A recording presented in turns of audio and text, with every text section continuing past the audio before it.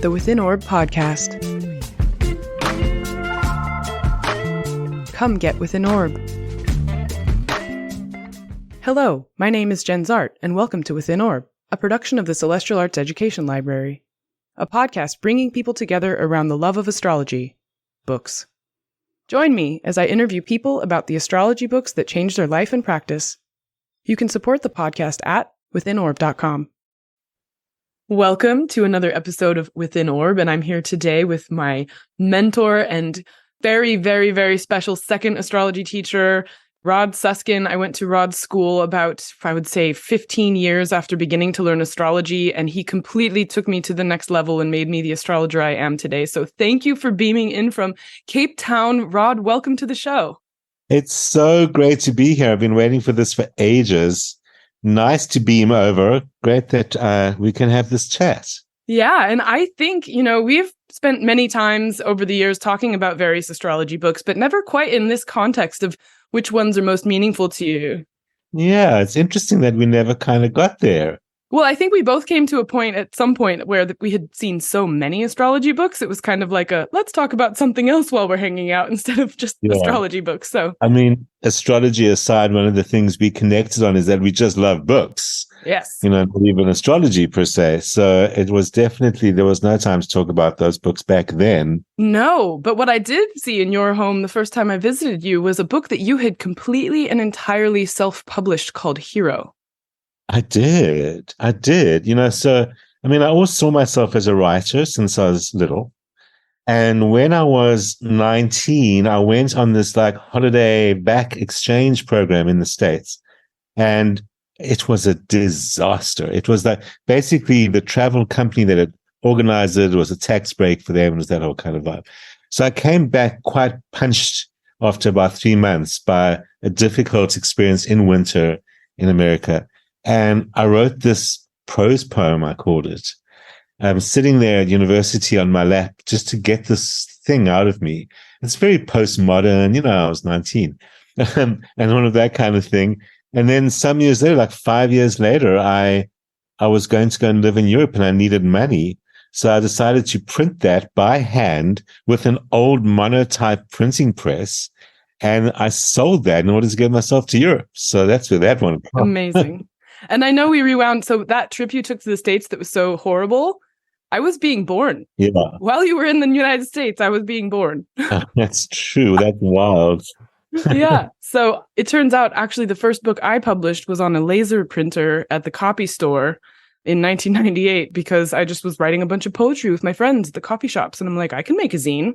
Right. So, amazing. Here we have this secret poet history of our own lives before astrology came in. Exactly. So how did astrology come in to your life through books? To be 100% honest, I must be missing the very first link, because what got me to know astrology by the time I was 11 years old, I'm not 100% sure. What I do know is that I had read books on tarot cards before I was 11 years old. But what happened at 11 years old or 12 years old, somewhere around there, is I went on vacation with my uncle and aunt. And they bumped into an old friend of theirs, some old dude who was sitting drawing charts by hand. This was the 70s. And I started asking a million questions because I was mathematically and scientifically inclined. I was very interested in occultish things. Reading tarot cards, 12 years old. And I was interested in math. So just all came together. And I knew that I was a Capricorn. And this is the thing. I don't know why I knew that. I must have read something. But I knew I was Capricorn. And so I asked him a million questions. And he said, when you get back home, buy this book. And the book is? And the book is Derek and Julia Parker's Compleat Astrology, later known as Parkers Astrology. Okay. I think a lot of people in my generation probably started with that book because, it was a book that showed you how to actually calculate chart and gave you all these logarithm tables. Before we had calculators, you had to look up these things called logarithms, which were some magical fraction numbers that allowed you to do long division and stuff. It was crazy. So you still had to do all that, but it was just a look up and look up and look up. And that was the easiest way to do a chart. No one had made it so easy. But there was an ephemeris. There was all the stuff in the back of the book. And it showed you how to do it. And also it had these very 70s illustrations of these people visiting an astrologer. And I remember even as a kid thinking, yeah, what fantasy is that? There's no real profession called astrology. Look at you now. Look at me now. Wow. But it was hugely influential because it exposed me immediately, even in its cookbook style, to the power and accuracy of astrology. For me, that is a remarkable book because it managed to convey to a 12-year-old, this is real and this is true. So it did have a powerful impact on me. There's an interesting hidden filter in this story. So I am talking about South Africa in the 1970s, which some of your listeners may realize was the deep apartheid state. And so not only did the government control and oppress and do all of that, but they had various large business organizations of their own or their members. They ran various different industries, and they ran the publishing and importing of publications. So books and magazines were censored, and movies in those days by law. Everything went through a censor board, everything. So they could control all publications coming into the country, and they did. And although they didn't ban things that were mystical, occult, magical, etc., they very tightly controlled what they allowed. So chances are there weren't many other books available to me at that time. And wow. Hidden political filter that ended me up with that one. Wow. I wonder what it was in the board that said, this one's okay. Got pretty pictures and some math in the back. Yeah. I mean, the early version of it, the one that I've got is pretty thin, became quite a large volume. Were they still spelling complete like compleat? I think they were. I think they actually were. That always entertained me, seeing the spine of the book like the Compleat Astrology. Charming. It was very charming. Yeah. And so that was great. And of course, obviously, I met them many years later, and I'm sure they had loads of fans because I think they did have a lot of readers of that book. It's still in print, after 50 years. Yeah. Yeah. I'm even looking down to the side of my table here at the library, and I can see at least 4 copies of various printings. So exactly, it had a very large print run, very large spread. I would say that started me off because that book, I also did the chart for one of my class teachers and freaked her out. And I pretended to the other students that, and I would sell them information about the teacher. I knew all this stuff. I don't know what those kids thought of me. They probably thought I was some weirdo, but that gave me the feeling of a magician.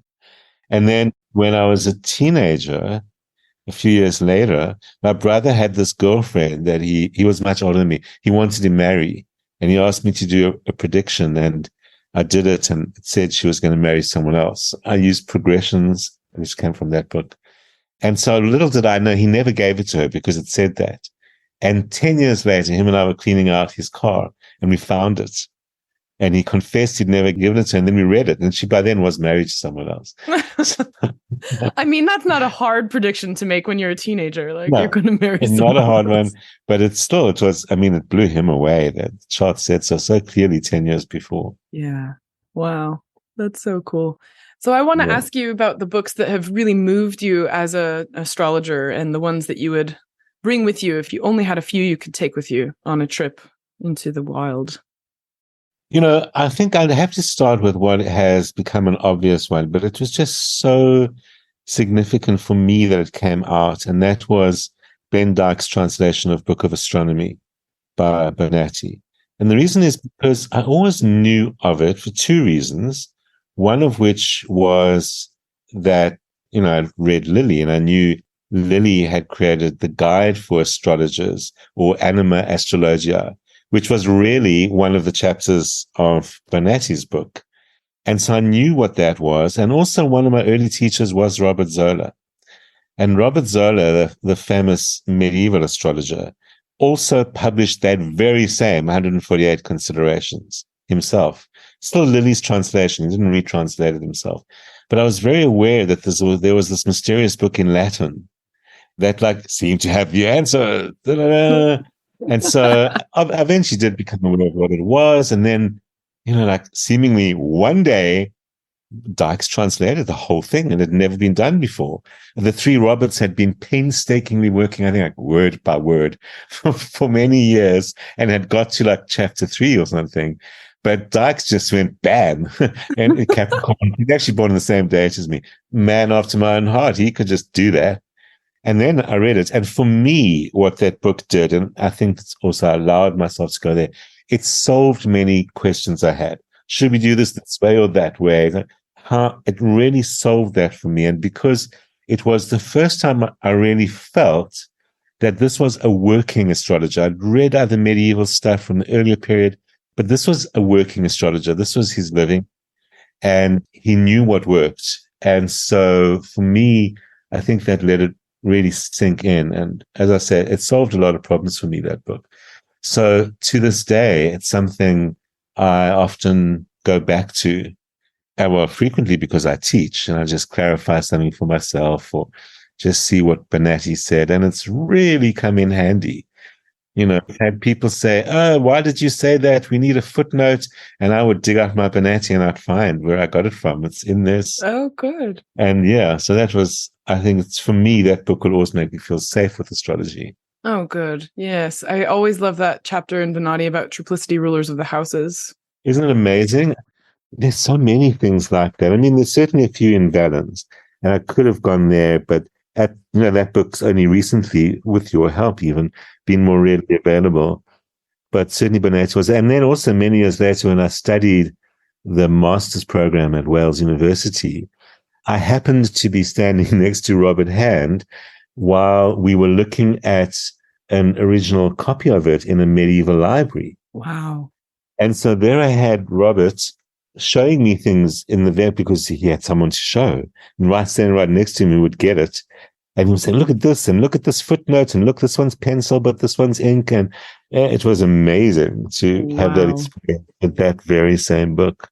Amazing. Imagine stepping into a room of 5,000 astrology books, turning a corner and stepping into a room of 2,000 more. The Celestial Arts Education Library is every astrologer's dream, and it can be yours. I invite you to come support CAELi before you can visit physically. Your support will mean the creation of 52 new episodes of Within Orb next year, 4 issues of the CAELi Review, our inaugural journal, and countless book talks, events, classes for our community. Visit our website, www.caeli.institute/support, to select your level of care. Please help support CAELi into the future, our future, so that we may study the future together. Thank you for listening. Please enjoy the rest of the show.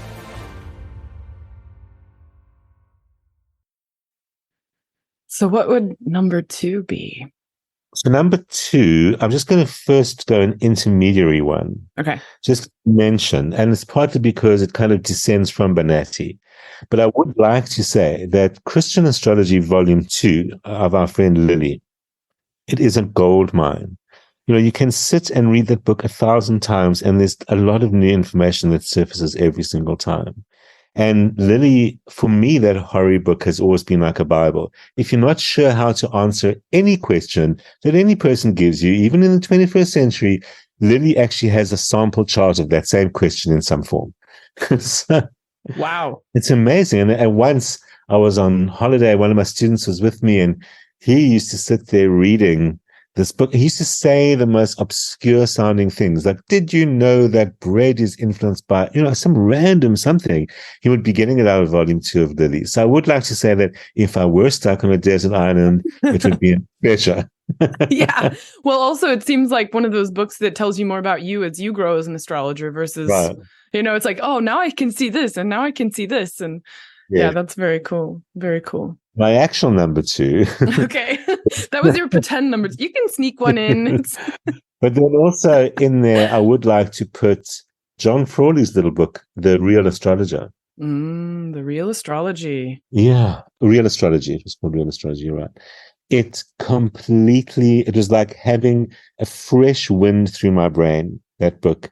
I've never felt such joy and excitement. It's like he was shooting everything down and coming up with this beautiful, clear vision for me at that moment.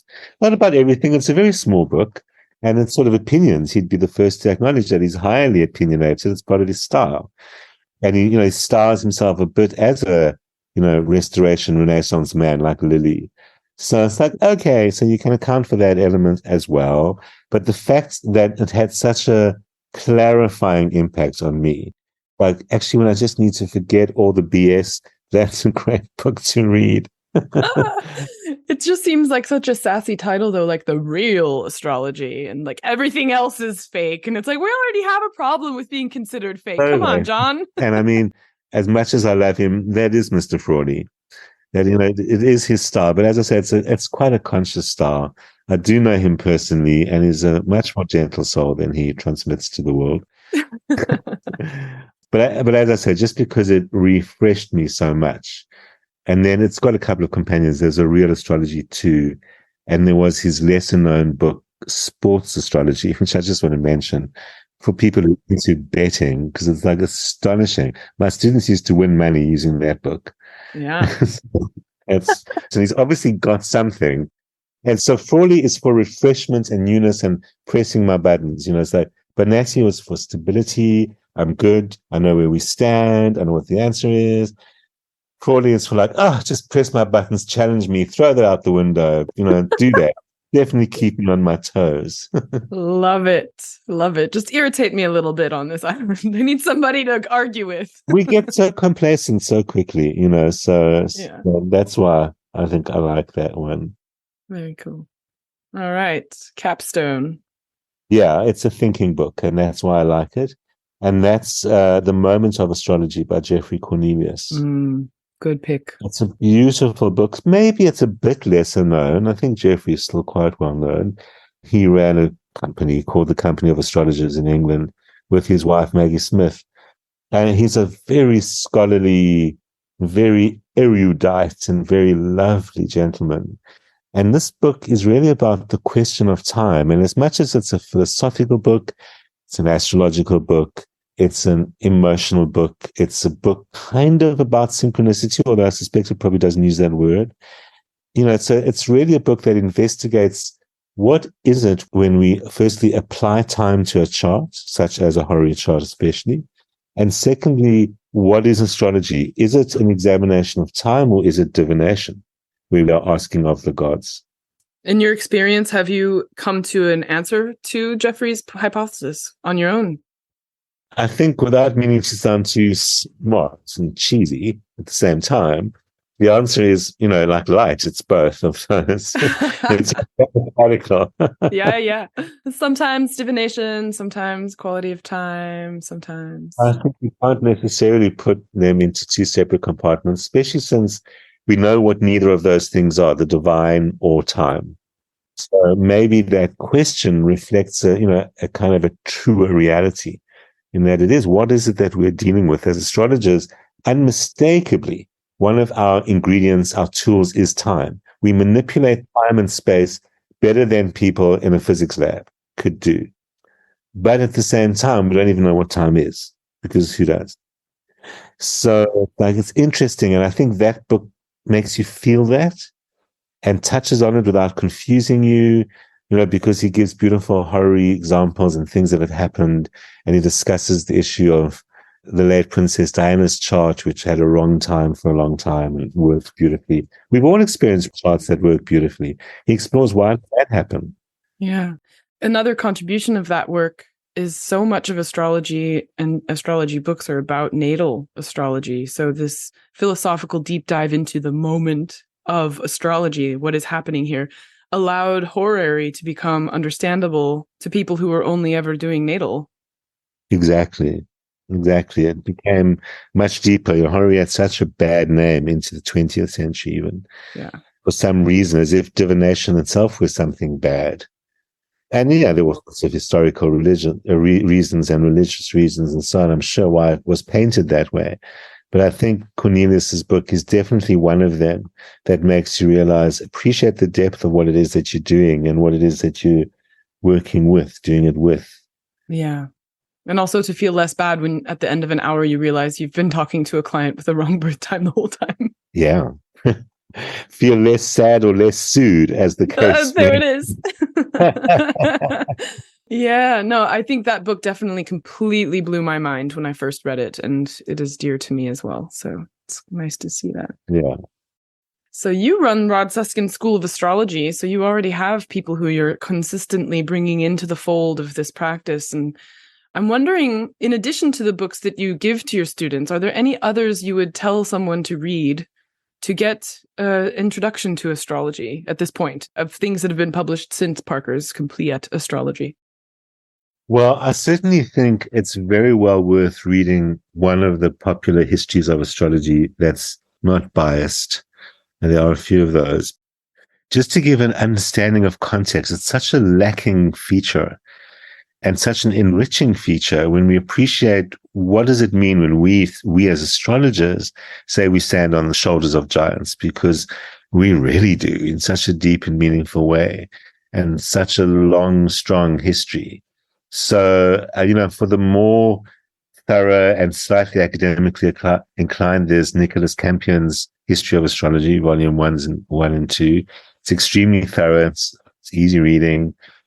And I think that really does give you a sense and helps you also kind of clear a few cobwebs. People say the Egyptians, this, and there's all such mythology attached to astrology, and it's unnecessary. Astrology has such a deep, beautiful history. It doesn't need mythology on top of itself. But really, any history of astrology that is written by astrologers or open-minded academics or whatever the case may be. So the entire back catalog of Culture and Cosmos Journal? That would do it. You guys have a lot of reading to do. People are afraid of history, and history is amazing. It's like soap opera. It's fascinating. Yeah, there's all kinds of fun information inside of even James H. Holden's History of Horoscopic Astrology. This book is amazing. It captures all these little pieces of gossip. Totally. And the stuff, when we talk about Lilly and the Restoration astrologers, the stuff that was going on is crazy. It is a bit soap opera-like. Reading around the actual technique is, I think, what people need to do, and just get a context to astrology through history. And, for me, I don't encourage too much reading around in the first year of teaching, because there's so much stuff out there that is distorted or a particular angle or something like that, which is all cool, but the student has got no ability to know that or to assess that. So I've always gone on the premise of first build your foundation, then you can read whatever you like, because then you're in a position to judge for yourself. Oh, is this good? Nah, doesn't make sense to me, or whatever. So that's why reading around through history is great, and reading a bit through culture. So Culture and Cosmos, as you said.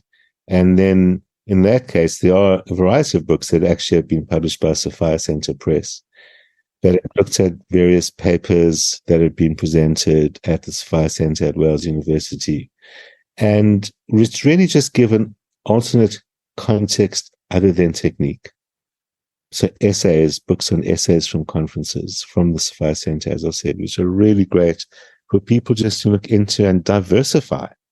Maybe step a little out of their comfort zones if they don't consider themselves academic, because, the secret to academic, it just means there's more footnotes and you don't even have to read them. It's fine. The secret to academic, yes, it is. It's true. And also, because I met you through the Sophia Centre, that's how we actually came into contact, was at that conference in 2011. Yeah. And the thing that impressed me most was having my cultural frame widened to understand that what I thought was astrology one way is actually astrologies, plural, and each cultural context has a nuance to it. We're so good at saying my astrology, this is what astrology is, and this is what astrology is not. But as soon as you say astrologies, you realize there is no is not. Mm-hmm. Astrology is about the human relationship with the sky. No one gets to say what is and isn't. It's all real. Yeah. Sorry, John. It's just real in various ways, right? Now, in what way is this real astrology? Exactly. Well, it makes you fall in love with it more because you see how many different ways humans have fallen in love with the sky. And you see the endless possibility of what you're learning. Yeah. I think all of us on this learning journey have no idea at the beginning where it's going to take us in the end. But it's an amazing journey. It's great that we've got amazing books to teach us as we go along. It really is great. And it's great the work you're doing there. In the end, what we read as astrologers is charts. It's the ultimate written language because it reads the same whatever your spoken language is. So I think it's quite a joy to read books and astrology, read them together.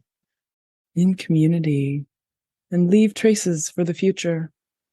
This is important indeed about books. I mean, there's that Bonatti, it was first published nearly 900 years ago. And he contained information about astrologers inside his work that we don't have their books anymore. So his commentary on them allows us to continue to read works that we've lost.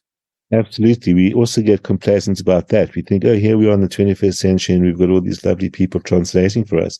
And it's true, but we forget how small the fragment is of action we have carried this far over the thousands of years. Because history has not been kind to astrology books and to the ancients. That's true. So join the mission. Let's find the sources, translate them, read them, do them, all of it. Yeah, most important thing is read them. And that's what I think, as I said, even about books that we might not otherwise read, don't just go for the shiny ones that promise the latest technique that's going to tell you your magical future. Go for the one footnotes that you can ignore, but tell you amazing stories about history and about connections that astrology has that you would never have dreamt of. Yeah. And also, I mean, as we go through, you begin to unpeel the onion and you start with maybe the history of astrology, as you've pointed out, or other works. And then by and by, you'll realize, oh, I haven't actually read Jean-Baptiste Morin, for example. And I haven't actually really read directly whoever it is, and you kind of go and you meet new minds through each thing, and it adds something new to your toolkit. And also just your awareness of how can you think about time this way. And amazing. Yeah. So thank you for your time today, Rod. It's been great talking about books. Can talk about those forever. Yeah. And do you have anything you want to share with people on our way out of this show today? Well, astrologers have been known to write other things than astrology books. I have written a couple of astrology books and a couple of philosophy books in my life. But like a good few of my predecessors, it's time to tell a different kind of a story. So that's what I'm doing. It's not a memoir, don't worry, people. But I am writing, I'll say that. Wonderful, wonderful. And we can find you. You can find me. Firstly, I've also been writing a column in the Mountain Astrologer, which people can still find, called Thinking Like an Astrologer, which is just about the issues of being an astrologer and how we have to face our world today. And people can find me online at rodsuskin.com. Brilliant. Well, have a wonderful day and talk to you soon. Great. Thanks, Jen. Thank you for listening to Within Orb. To learn more about the Celestial Arts Education Library, or to become a member, visit our website at CAELi.institute. That's www.caeli.institute. If you enjoyed this episode, please help spread the word. Follow or subscribe to Within Orb in your podcatcher of choice, rate it 5 stars, or write us a happy review. This helps others find the show. We also want to give a big thanks to the indie band The E-Block for contributing their song Wake Up for our intro and outro music. You can find them at their website, eblockband.com. This is Jenn Zahrt, signing off for now. See you next time.